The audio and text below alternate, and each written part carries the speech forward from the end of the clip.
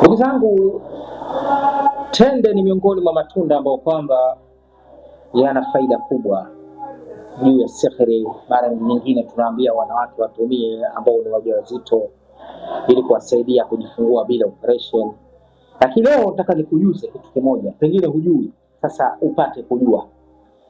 Kwa wale ndugu zangu ambao wanaanza dalili za tatizo la moyo, chukua tende, uwe tabia ya kuziroweka. Baada ya kuziroweka masaa walau 7 mpaka 11, baadaye tumia yale maji uliorokea zile tende, tumia kwa kunywa.